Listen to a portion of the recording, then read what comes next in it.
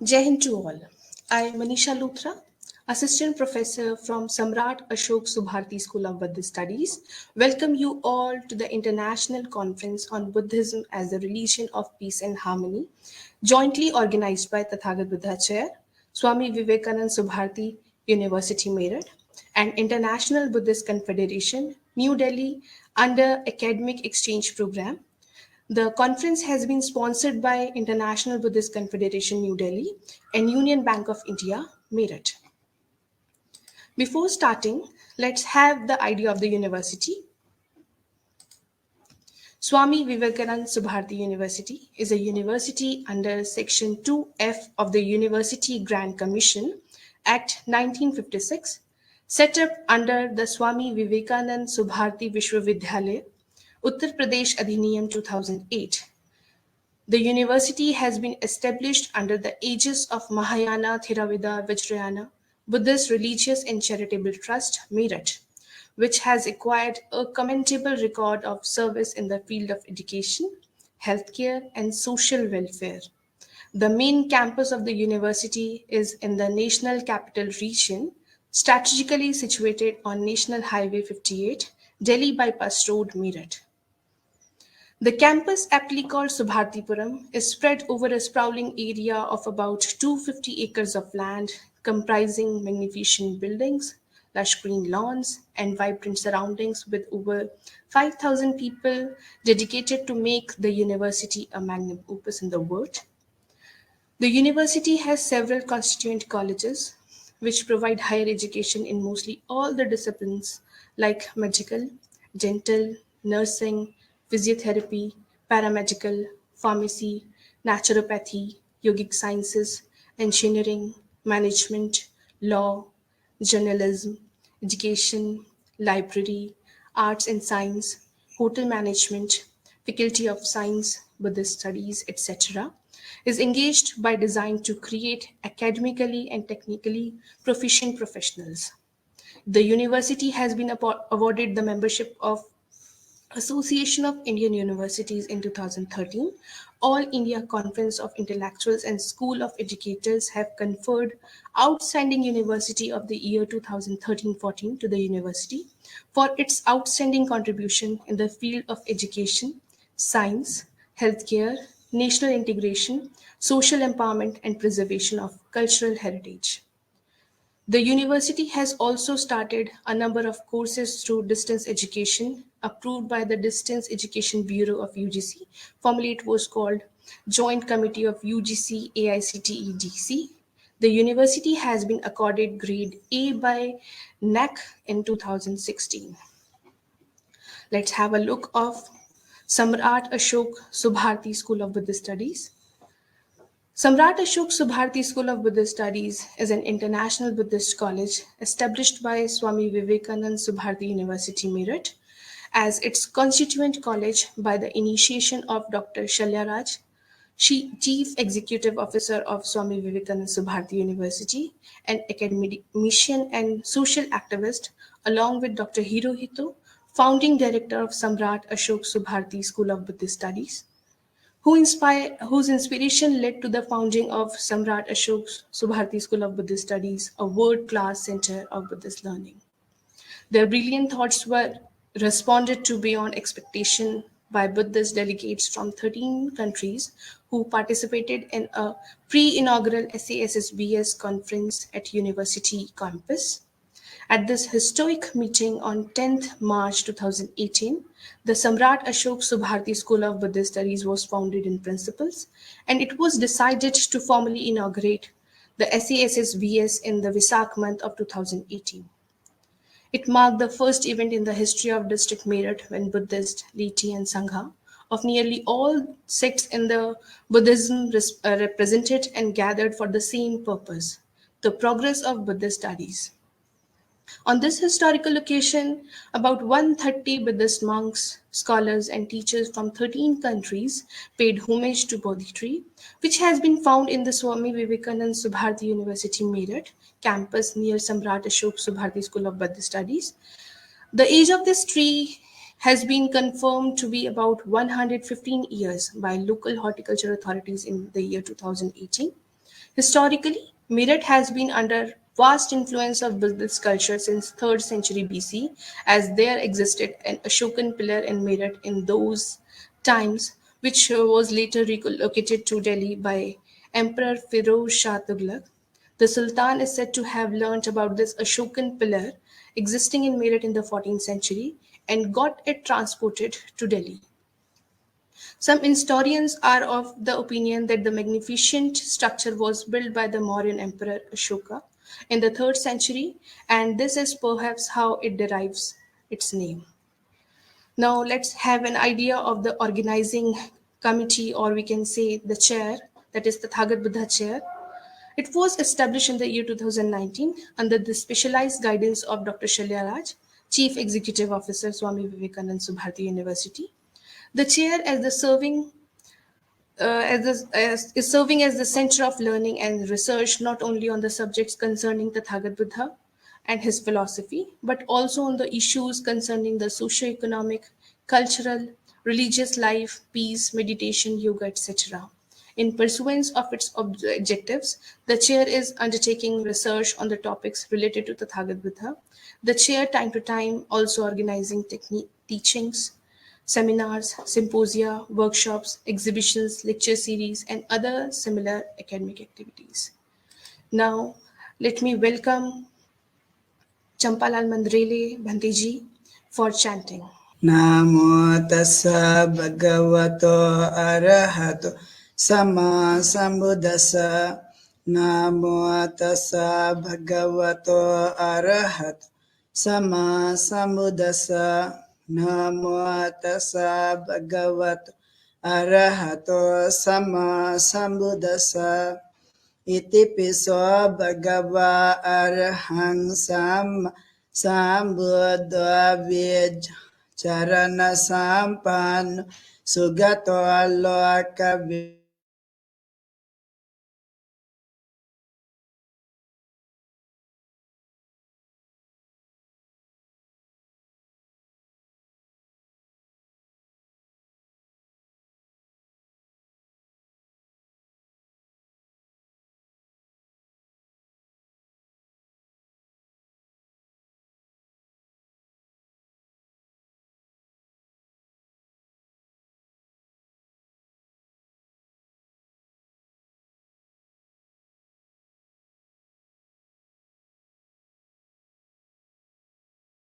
Bhagavato Savaka Sangho Yaya Patipan Bhagavato Savaka Sangho Samichi Patipan Bhagavato Savaka Sangho Yadida Chatari Purisa Yugani Atha Purisa Pugal Esa Bhagavato Savaka Sangho Ahunai Pahunai Dakinaya Anjali Karani Anuttara Puyanketa Lokasati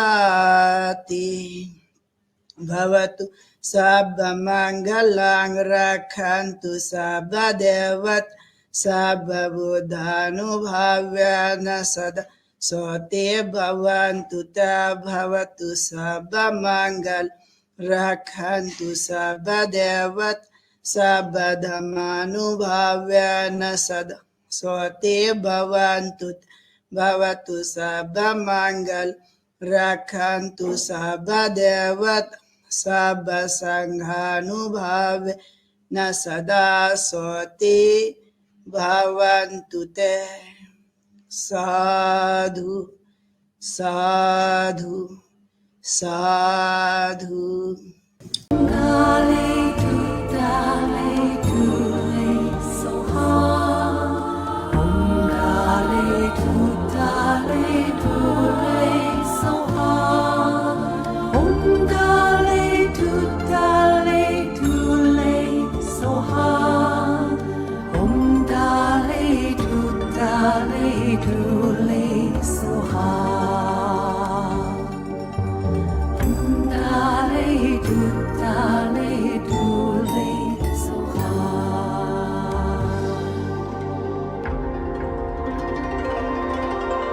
Our next guest speaker is Dharma Master Andrew J. Williams. Dharma Master Andrew J. Williams has been a Dhamma Master or Dhamma teacher since 1998, initially in the USA and now in Australia. He has studied and received teachings in all the three major Buddhist traditions of Theravada, Mahayana, and Vajrayana, and is currently a resident teacher at the Tuan Temple in Melbourne, as well as he is occasionally teaching at various other temples as also, dharma centers, Buddhist clubs, universities, schools, retreats, and in general public, both in Australia and internationally. Dharma Master is also a regular guest and keynote speaker at Buddhist and interfaith forums and dialogues, and co-host of the Voice of Faith radio program, as well as being a past prison and hospital chaplain. Master Andrew Williams has written numerous Buddhist mini musicals that have been performed in UN Vesak celebrations in Australia. These musicals have been released on a CD and on internet for free distribution. Additionally, he has a vast catalogue of Dhamma songs and songs of peace. Dhamma Master Andrew William has also acted as one of the editors of the Sanskrit, Vietnamese, English Buddhist dictionaries and the book Unveiling Your Sacred Truth, and will himself have a series of Dhamma books published in 2021 and 2022. He is also a regular contributor to various Buddhist magazines and websites, as well as other social media sites and pages. He is actively engaged as a committee member of the Buddhist Federation of Australia, the World Fellowship of Buddhist Youth, the World Alliance of Buddhists, Sanghakaya Foundation, World Buddhist Association, and the Cassie Multi-Faith Network. In addition, in July 2017, he was honored with a World Buddhist Outstanding Leader Award. Thank you so much, Dhamma Master Andrew William, for joining us today. Over to you. Thank you very much for the invitation to speak today, and at this auspicious event that I'm very pleased is happening on Buddhism, the religion of peace, the religion of peace and harmony. Peace and harmony are two words that are spoken a lot these days, and obviously everybody wants peace and everybody wants harmony. But unfortunately, around the world, there's much lack of peace and lack of harmony as well. So us Buddhists, we try to, or we should try our best to create this peace, first of all, in our own mind, and harmonize our own mind, and then obviously radiate it outwards and try to help people, including fellow Buddhists, but also people of all different backgrounds and religions, belief systems, and so forth, and try to be a good influence so that they too can develop this peace and this harmony. Of course, the peace, like I said, the peace and the harmony has to start in our own mind. For instance, we have to develop it inside our mind to feel it ourselves. Then we can radiate it honestly outwardly.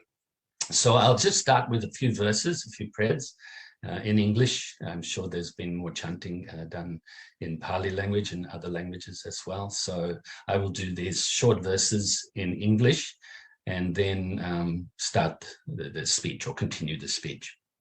Once again, thank you so much for the invitation today. May I soon attain the enlightened state of the Buddha. Homage to the awakened ones.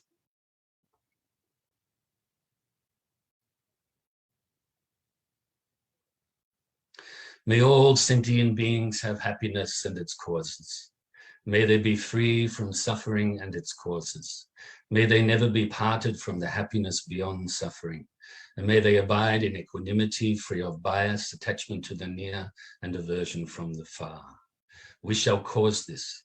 Great compassionate Buddha, please inspire us to be able to do so.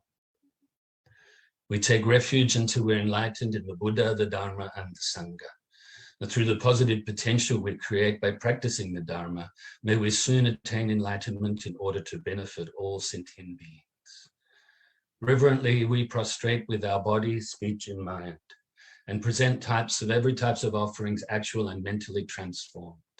We confess all of our negative actions accumulated since beginningless time, and rejoice in all the virtues of all holy and ordinary beings.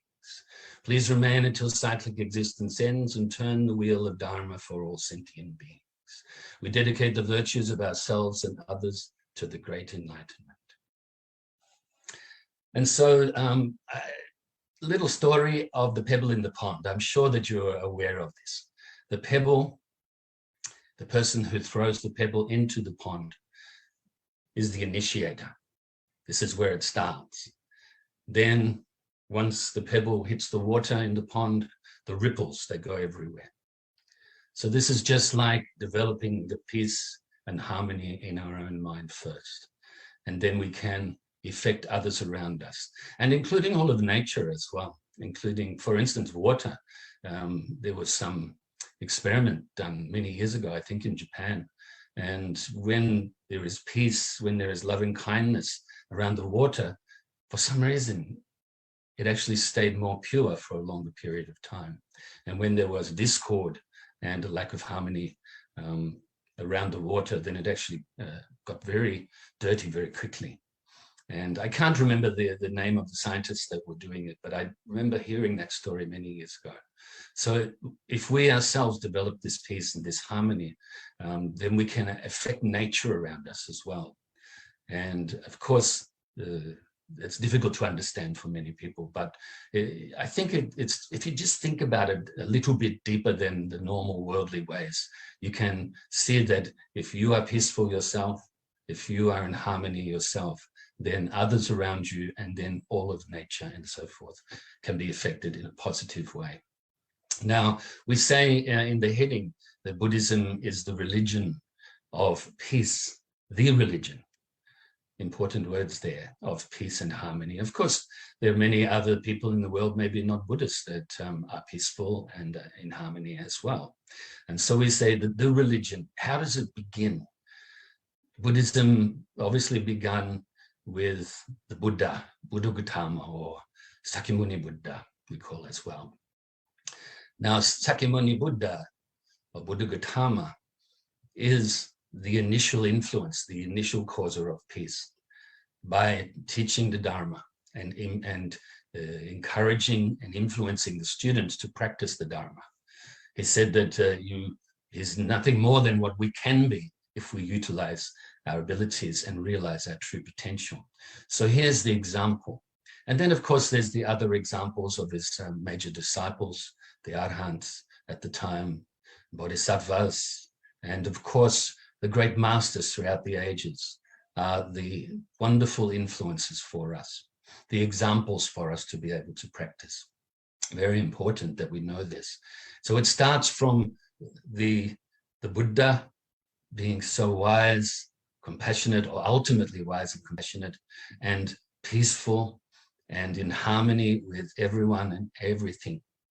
And so if we follow the Buddha's way, then we too can be like this. Of course, we're very limited at the moment, and that's why we have to practice. That's why we have to practice the Dharma. First of all, we have to know the purpose of why we're practicing the Dharma, the reason for it. Obviously, if we use the title for today's conference, then is to create the peace, to create the harmony in yourself and then around you as well. Okay, so, but obviously the reason why we practice Dharma is to be eventually like the Buddha, is to attain what we call enlightenment ourselves. But at the moment, maybe the purpose is to improve ourselves. Slowly, step at a time, breath at a time, improve ourselves. And so that you could say that is our purpose. And then, of course, we need the methods on how to do this, how to achieve this.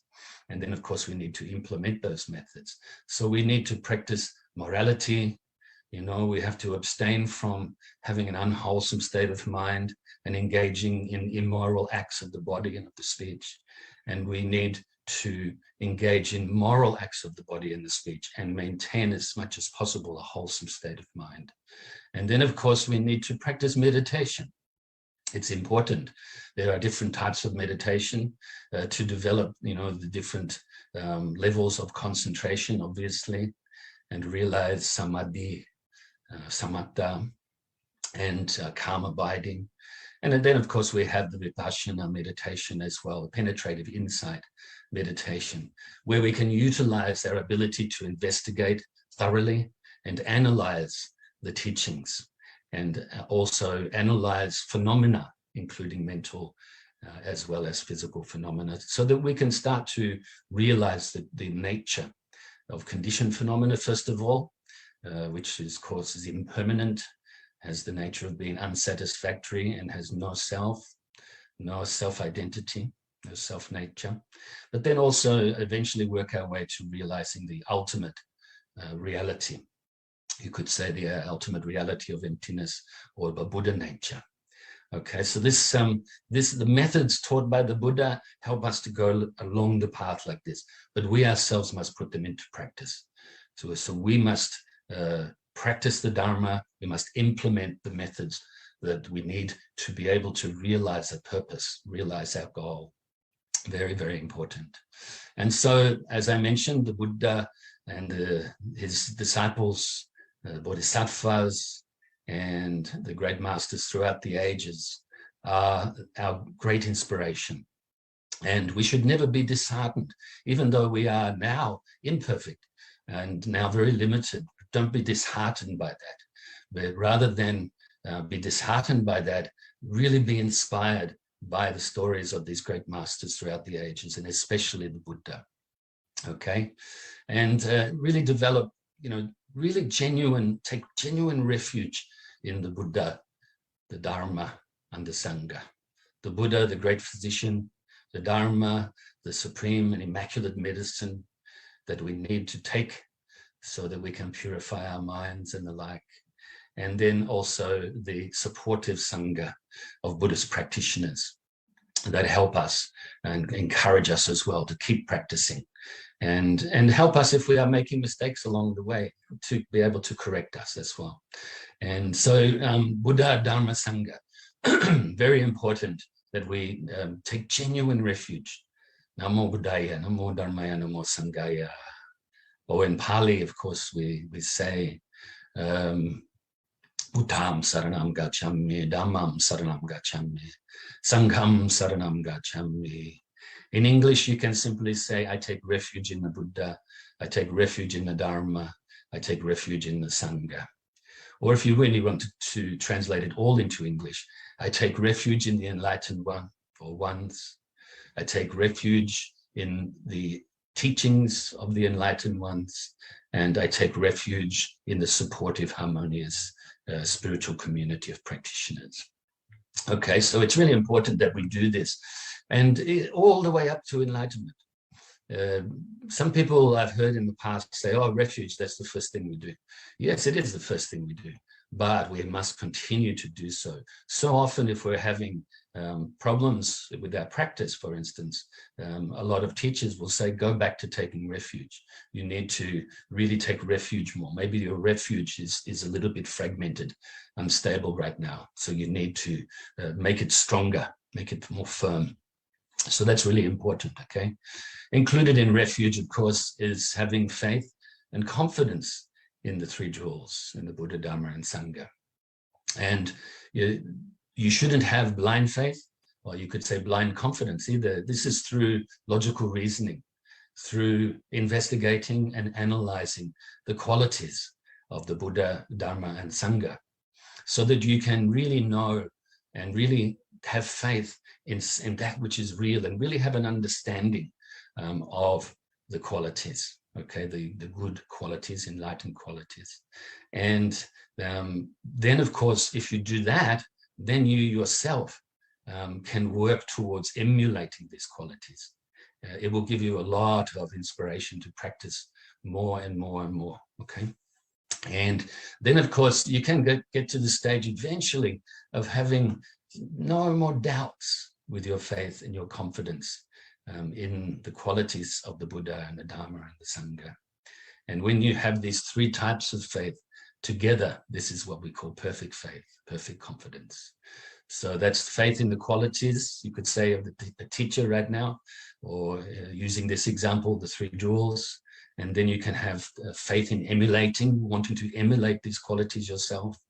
And then having the faith of conviction, where there's now no more doubts, because you've thoroughly analyzed and you've put the teachings into practice. And then you have these three together, that is perfect faith. So I hope that makes that clear. I'll move on a little bit. Okay, so I've written myself just a few notes so that I can finish the things that I have here to say. So follow and practice, very, very important. I've mentioned that already. And then, of course, we have to understand the law of cause and effect. This is something that all Buddhist practitioners, we should work our way towards understanding, and then try to help others, whether they're Buddhist or not, to understand this. Every living being wants happiness and wants to avoid suffering. But so often, us human beings and other creatures as well, don't engage in the causes of happiness and don't avoid the causes of suffering. Are more, you could say, ordinary beings. We tend to fear the effect, have an unhealthy fear of the effect blindly, and not a healthy fear of the cause. Because if we want to avoid the effect, we must abandon the cause. And so if you want happiness, then you must engage in the causes of happiness, such as being generous, being moral, being patient, making the effort and having enthusiasm in the right direction, developing concentration, developing wisdom, developing loving kindness and compassion, empathetic joy, and a mind of equanimity. And so, very important that we realize this. And if you want to avoid suffering, then you have to start to purify your mind of the three poisons of ignorance, attachment, and aversion. And also, every time your mind gets unwholesome thoughts or unwholesome attitudes, such as these, or jealousies, or arrogant pride, and the like, then you must eradicate them. You must totally eradicate them from your mind at that time. Eventually, it will start to become more natural to be able to do so. The more we practice, the more we develop, you could call momentum in the practice, then it starts to become more natural for us. Eventually, it becomes this natural habit, you could say, because it's still a habit at that time, okay? And so, important to understand the law of cause and effect. Then this way you can, like I mentioned before, you can influence others in a good way. If you yourself practice well, then others around you, even if you don't talk to them about these things, they will feel some sort of nice feeling around you. They may feel very safe around you. And I think this then will reflect back on you, and you will feel calm and peaceful and realize that you are being a good influence. And then you will do it more and more and more. Okay, so I mentioned very briefly before generosity and the far-reaching attitudes. So generosity, we need to give material aid to living beings that need it. So definitely provide things that are needed for those in need. And also, you know, for the young, for instance, you can help them by nurturing them and teaching them and guiding them well. And for the people that are getting older in life, we must really care for them. It's very important that we do this. You know, at the beginning of our lives, we are totally reliant upon other beings, our parents especially. And towards the end of our lives, we're also very dependent upon others. So right through the life, when we have the vitality, mentally and physically, we should help others. This is really important. And generosity is the first step in doing this, okay? So be generous by giving material aid. Also be generous by helping others to be free from fear. So giving the protection from fear. Because all living beings have so much fear. Fear not getting what they want. Fear of losing what they have, that they think they want. Fear of getting things they don't want. and many, many other types of fears. We should try to help them to be free from these fears. Then also the generosity of giving the Dharma. Of course, you can give this formally by giving Dharma teachings, but also just giving the truth. Whenever somebody is on the wrong path or has the wrong view of something, help them kindly, patiently, gently to realize the truth of something. Or even something as simple as growing their own vegetables. If they're struggling financially, maybe their nutrition that they intake is not good enough for their health, and they actually then can learn to be more self-sufficient when it comes to their finances and also looking after their health. If they don't know how to do it and you know how to grow vegetables, then show them. Something as simple as that. Even something as simple as mathematics. If they don't know mathematics very well and you do, then you can share this with them. Even though this is related more to worldly things, it's still very helpful and truthful from a relative point of view. But ultimately, of course, giving the Dharma teachings. Then, of course, we should be moral, obviously moral. I mentioned this before. We should avoid engaging in any actions of the mind and the body of the speech that are unwholesome. We should engage in wholesome acts of the mind, of the body, and of the speech. And we should benefit others, really work to benefit others. And so be disciplined in doing that. So you could say this morality is first of all dropping or abandoning that which needs to be abandoned, and then adopting and practicing that which needs to be practiced and adopted. The wholesome mind, in other words, and wholesome actions of body and speech, and also benefit others. Benefiting others not only feels nice for you and they get some benefit from it, but also helps you to drop this attachment to self, this ego, this false belief in a separate self. So by practicing like this, you're also diminishing the attachment to self, and therefore the root cause of suffering, really. Also, we must be patient. Patience is very, very important when we want to develop peace and harmony for ourselves and for others and radiate it outwards. We need to be patient even if we are being harmed. For instance, if somebody is physically harming us or abusing us verbally, we need to be patient with that.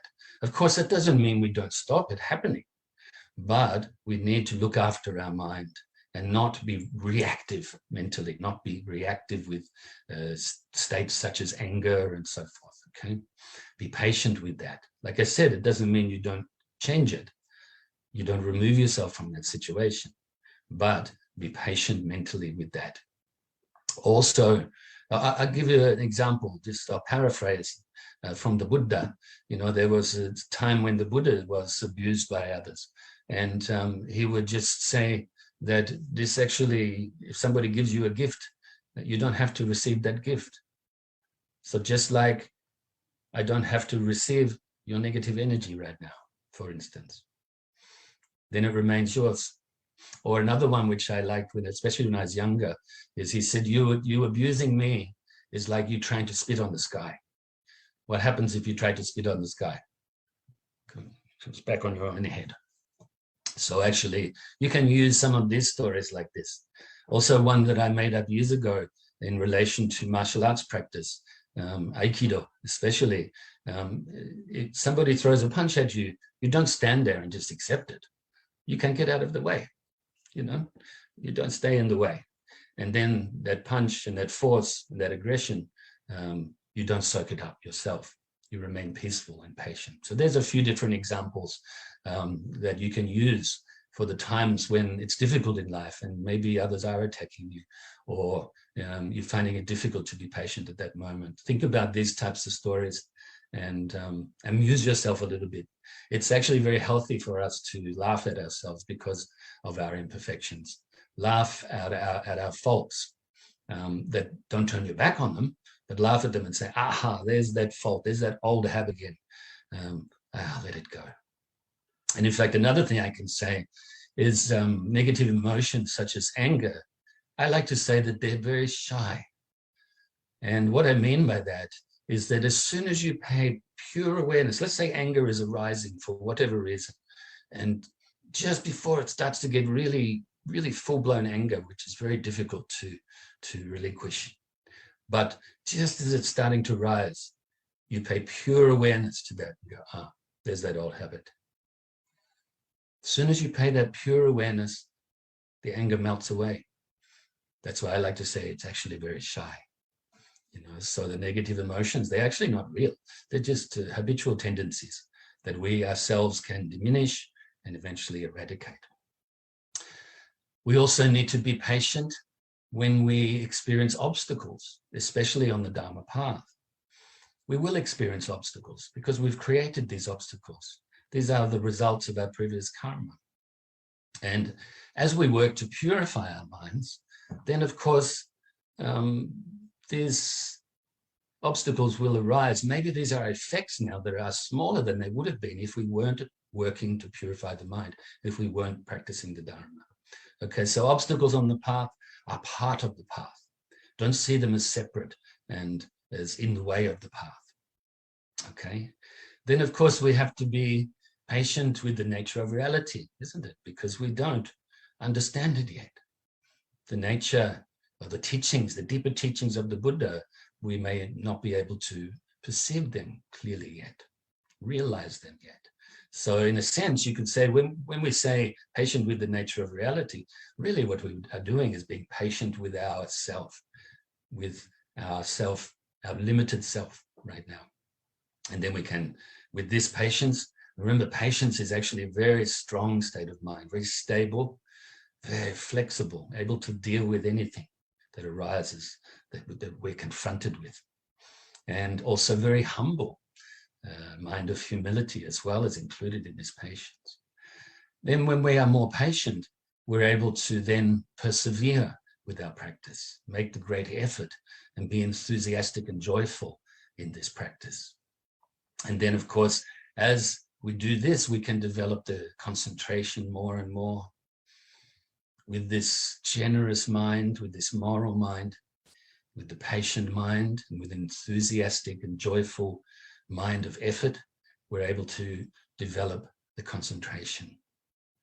With concentration, we're then able to utilize this concentration to be able to perceive, to investigate, you could say, and analyze phenomena and yourself, your own mind, and then eventually start to develop the wisdom, the prajna paramita. Okay. Also, we also need to practice what we call Brahma Vihara, and this is also known as the four immeasurables.